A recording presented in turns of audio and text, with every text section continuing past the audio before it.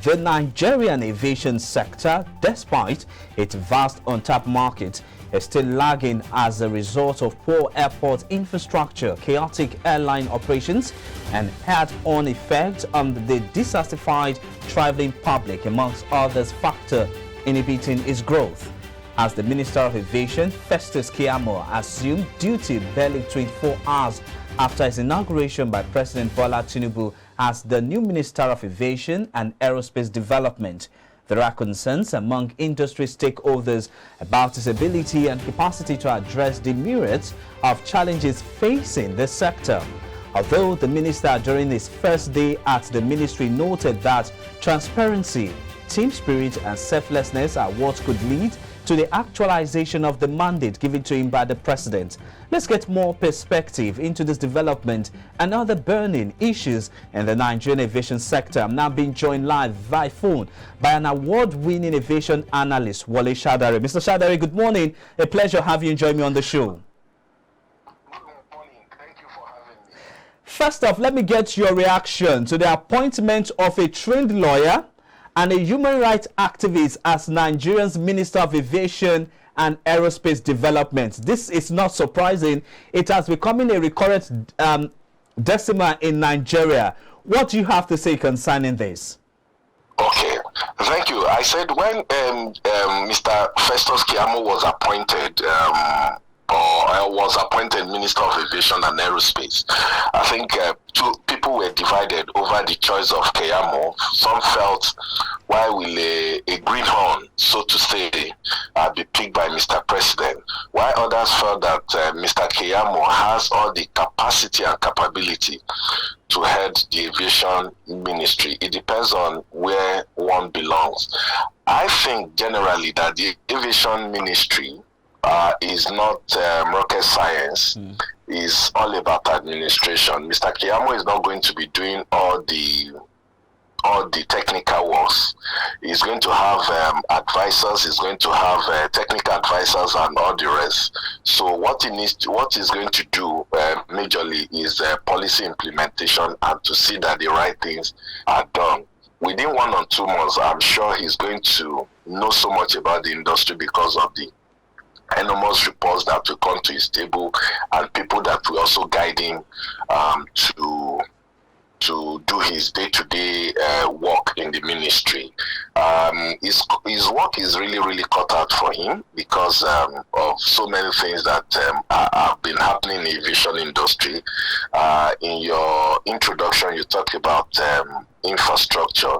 The aviation industry needs infrastructure, and if you look at the infrastructure need of the aviation industry, it amounts to over 3 trillion naira. I wonder where we're going to get this money from.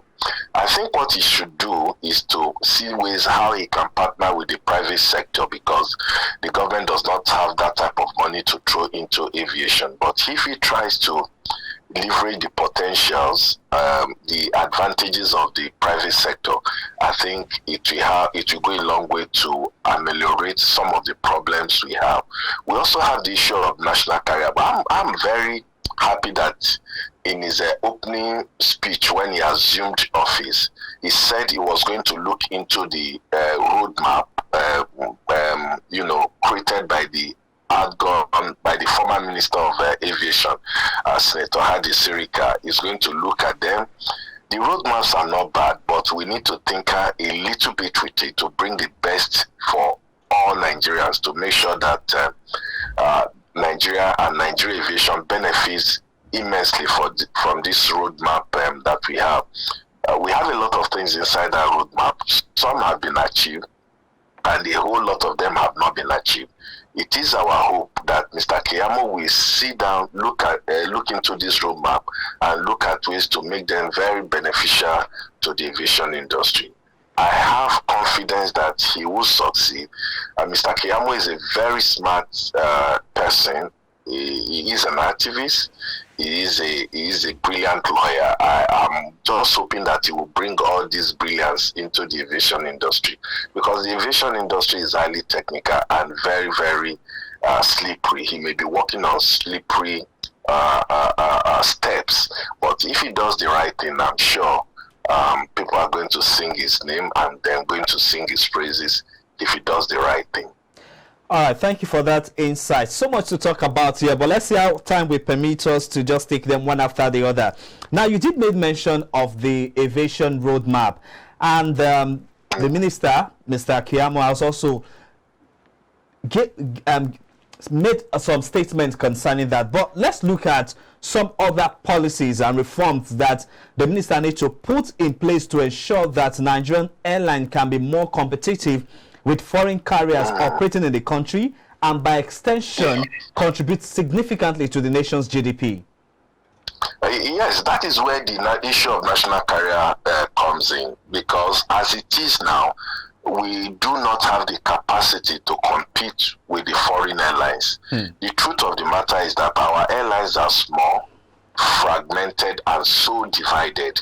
They do not have even the capacity to reciprocate some of the bilateral air services agreement that we have with foreign airlines. So the way it is, the foreign airlines will continue to make a kill on this route. This is one of the most lucrative routes in the world.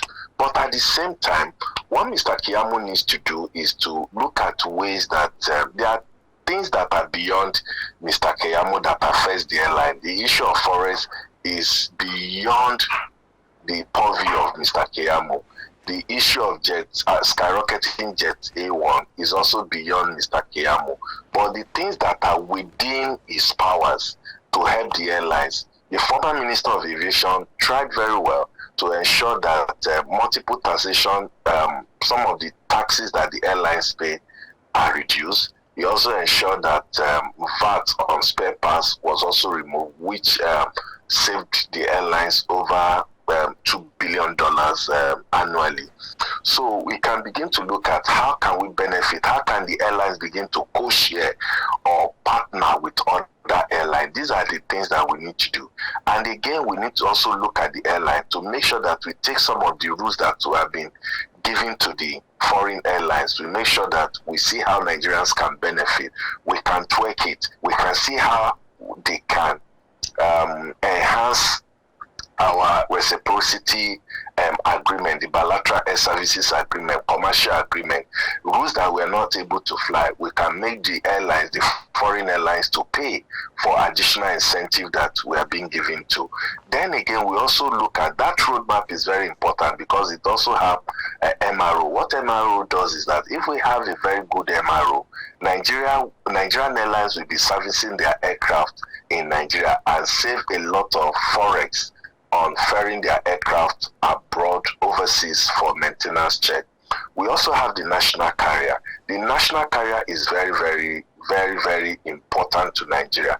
Yes, we can look at the mistakes of the past and correct them and make sure that we have this airline.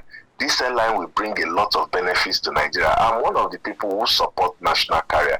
We have a lot of airlines who say they don't want national carrier. They don't want it because of their own selfish interest. They are looking at it that if we have a national carrier, it may likely affect their own operation. But that is not true.